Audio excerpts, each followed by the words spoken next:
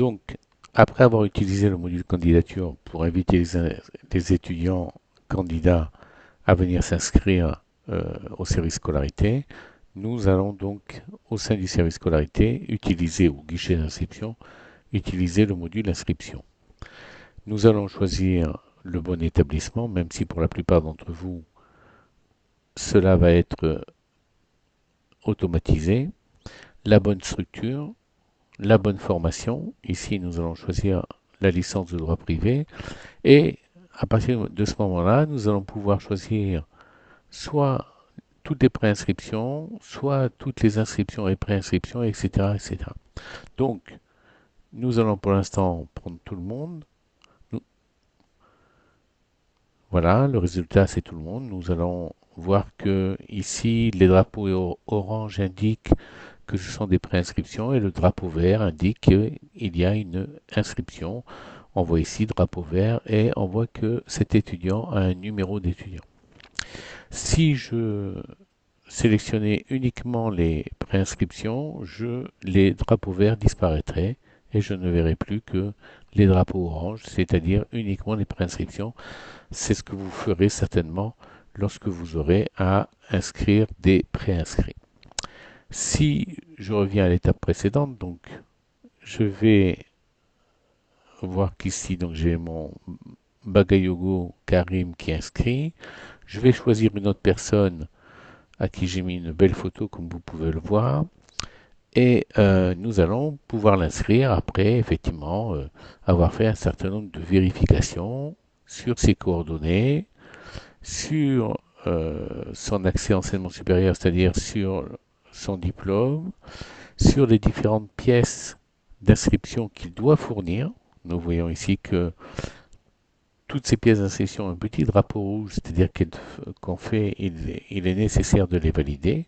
On peut les valider une par une en renseignant la fenêtre de droite, mais on peut aussi, après avoir euh, consulté l'ensemble de ces pièces, faire une validation globale, ce qui sera plus direct et plus simple. Je valide globalement comme ici, et l'ensemble des drapeaux rouges sont passés au vert. À partir de ce moment-là, je peux inscrire administrativement l'étudiant. Donc, je vais dans le menu inscription administrative et là, je peux cliquer inscrire. Évidemment, on va me demander de valider pour être bien sûr que je veux inscrire cet étudiant. Je clique sur OK et j'ai un numéro d'étudiant qui a été attribué. L'étudiant est maintenant inscrit administrativement. Voilà, c'est assez simple. Nous pouvons bien sûr, pour éditer sa carte d'étudiant qui apparaît dans ce menu, il nous faudra s'assurer qu'il a bien effectué son paiement. On voit que sa facture d'inscription est en cours. Nous allons donc effectuer son encaissement si on a le droit d'encaisser. Je clique sur le bouton encaissement que vous avez vu tout à l'heure, que vous venez de voir en bas, et je vais mettre la date. Tout simplement, la seule chose à faire, c'est de mettre une date de paiement. S'il n'y a pas d'autres modifications à réaliser, on peut mettre un numéro de quittance, mais ce n'est pas obligatoire. Et je valide. La facture devient soldée.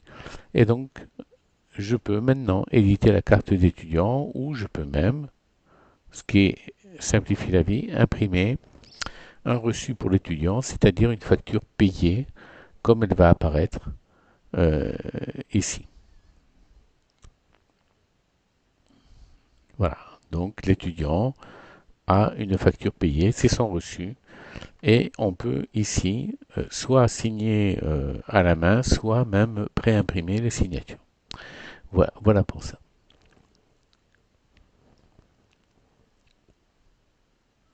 Je reviens à mon écran du module inscription et je vais pouvoir aussi, donc à partir du moment où j'ai payé ma facture, mes droits d'inscription, je peux éditer la carte d'étudiant.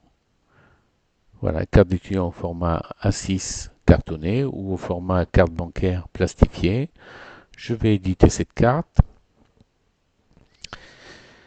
Voilà, ça demande quelques secondes. Je, je peux la visualiser très rapidement. Voilà, avec la photo. Ici apparaîtra la signature du secrétaire. Tout est pré-imprimé. On est en base de test, donc on ne voit pas ces signatures et on ne voit pas non plus le logo qui apparaîtra sur la carte d'étudiant. Donc je reviens à mon module inscription et je pourrais aussi, par exemple, faire éditer tout de suite, immédiatement et de manière automatique le certificat d'inscription, de fréquentation, pardon, pour l'étudiant. Voilà, j'édite tout cela, on le visualise et ici, on voit le certificat de fréquentation édité pour l'étudiant. Voilà, c'est très simple. À partir de ce moment-là, vous avez fait l'ensemble des opérations d'inscription et on voit ici que le petit drapeau orange est passé au vert et que donc nous avons une inscription supplémentaire. Et on peut poursuivre comme ça en choisissant des noms, voilà, les premières lettres, et puis je vais, ben voilà, il n'y en a pas, ainsi de suite. Si je fais, voilà, donc tous les noms qui contiennent AN apparaissent ici. Voilà, je vous remercie. À très bientôt.